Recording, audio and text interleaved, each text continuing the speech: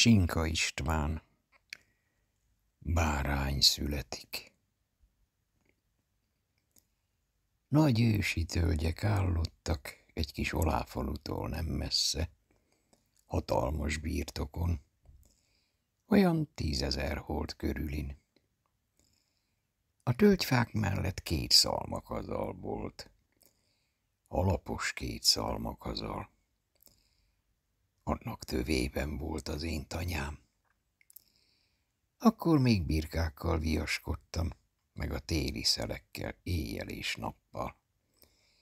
Nappal úgy, hogy a hóval borított nagy síkon én feregtem a birkák után, éjjel meg úgy, hogy szintén csak a birkák mellett áldogáltam egész reggelig. Ez pedig nem éppen irigylésre méltó dolog. Minden esetre egy kicsit gyötrelmesebb dolog, mint váradi káptalannak lenni. Ezt azért mondom, mert a 10 000 hold az övé volt, a váradi káptalané. A 2 szalmakazal is. A lyukas csizma meg az enyém. Aztán az a lyuk szintén, amit az egyik kazal tövében vájtam. Vár volt az nekem, menedék, megenyhülés, ha belebújhattam. Hogy mennyire jó hely volt, abból tudtam meg igazán, hogy egyszer a birkák ura, szőrcsizmásan, kesztyűsen, piros arccal kijött hozzám a téli pusztára. És amikor szánkóján oda csilingelt a lyuk elé, nagy szivarjából kék füstöt fújva, ide szólt nekem. Te Pista, olyan helyed van itt neked, mint egy miniszterelnöknek.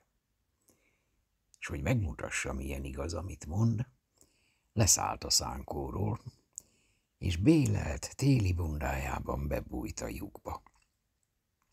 Hogy mit láthatott odabent, nem tudhatom. Csak arra emlékszem, hogy amikor nagy erőlködve hátrálva visszabújt, köhögött, és szájából eltűnt a szivar. Ez este felé volt. Akkor este pedig karácsony estéje következett. El is felejtem mondani. Azért látogatott meg a nyájura. Bizonyosan így akarta lelkét megóvni attól a váttól, hogy ő talán mit sem tesz az elhagyatottakért. Körüljárta a kazlat. Topogott a hóban, nevetett, dicsérte kitartásomat, amivel a hóviharokat állom. Aztán elővett egy 4 krajcáros pakli dohányt, és karácsonyi ajándékképpen megprezentált vele.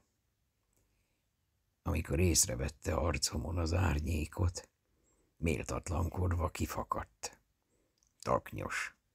Csak nem gondolod, hogy idehozom neked mindjárt a Darius kincsét ajándékba? Mit? Örülj, hogy ennyit is kaphatsz. Nem szóltam semmit. Mit is szólhattam volna?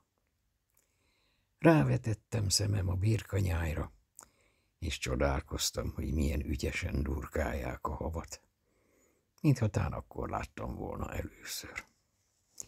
A nyájura megnézett rám egy darabig, majd felült a szánkóra és elhajtott. De mikor pár 100 lépésre ért, nagy üggyel bajjal visszafordult, és hátra csavart nyakkal odaordított nekem. A szalmát meg nehogy tüzelni, mert én nem fizetek miattad. Hallod? Hé! Igent intettem neki. Ő meg felemelte kesztyűs jobb kezét, és úgy tett, mint mikor valaki szeretettel búcsúzik valakitől. Rázogatta. Ott maradtam. Olyan nagy lett a csendesség a szánkó csengői után, hogy szinte beleszédültem. Úgy éreztem, hogy nagyon kijátszott, és nagyon elhagyott lettem egyszerre. Ez érthető is. 16 évet töltöttem akkor. Zsebemben a pakli dohánnyal, arcomon keserűséggel vártam a szentestét. Igen ám, De úgy alkonyat előtt sűrű, sárgás fellegek gyülekeztek. Ólomszínű és tompa sötét lett a táj. Azonnal elfelejtettem a pakli dohányt, keserűséget, a nyájurának nyers szavait. Hol volt már az akkor? Bizonyosan vágtatott hazafelé, s szánjának csengői vidáman csengtek. Én meg készülődtem az éjszakai hóviharnak. A csizmámat jól kitömtem szalmával, botom a kezembe vettem, pulimat megsimogattam, s lassan terelni kezdtem egy csomóba a birka falkát. Oda az egyik kazal enyhelyébe. Nem volt nyugtom. Jártam körül-körül a falkát. Valami megmagyarázhatatlan, szorongó érzés. Még a legöregebb pásztort is elfogja az este kezdődő hóvihar előtt. És aztán eljött a sötét, azaz, hogy egy pillanatra felragyogott a téli puszta. A véntölgyfák meg suhogtak, és elkezdett sípolni a hóvihar. Hogy milyen órák teltek el, minek mondjam. A szűröm csonttá fagyott, a kutyám elmenekült a kazal tövébe, s onnan vakkantgatott felém a nagy téli zúgásban, jelezve, hogy él. Érdekes az, hogy mikor nehezek a pillanatok, mindig történik valami. Valami, ami feloldja a feszültséget. Valami, ami tán nem is nagy dolog, de átsegít a gyötrő pillanaton. A kavargó, vonagló falka közül egyszer csak kivált egy birka, és megállt magányosan a hóviharban. Mire oda mentem hozzá, már feküdt. Egy kora ellő volt, egy fekete birka. Pár perc múlva már fuldokolva nyögött a bárány, és reszketett, mert az anyja leheletét semmivé fújta az ítélet. Mit tegyek? Vajon van, amit tehetek? Nincs. Hisz én is félig fagyva vagyok. Ezen töprengtem, s tehetetlenül állottam ott, mint aki tudja, hogy nincs kivezető út. És akkor történt valami. Ropogva, durranva, ragyogó fénnyel fellángolt az egyik kazal. Kigyulladt.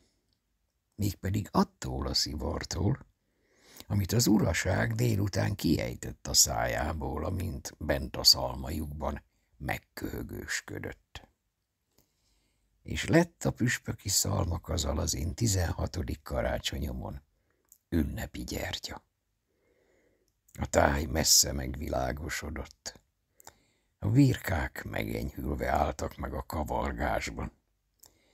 S mire az én szűrömből kiolvadt a fagy, már a fekete birka is vígan állt a tűz előtt, és szoptatott. Azt nem tudom, hogy a nyájura kifizette-e a püspöknek a szalma árát valaha, csak annyit tudok, merek mondani, hogy tűz nélkül akkor azon a karácsony éjszakán megfagytam volna.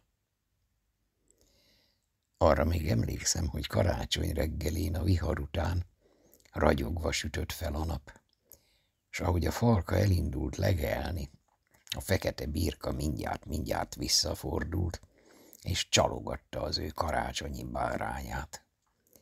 Az eleinte gyáván, majd mind bátrabban merészkedett utána, nagyokat szökve a hóban. És akkor nap néha-néha nagyokat futottam, és elfogtam a gyönge kis bárányt, s odafogtam jól a szűröm alá.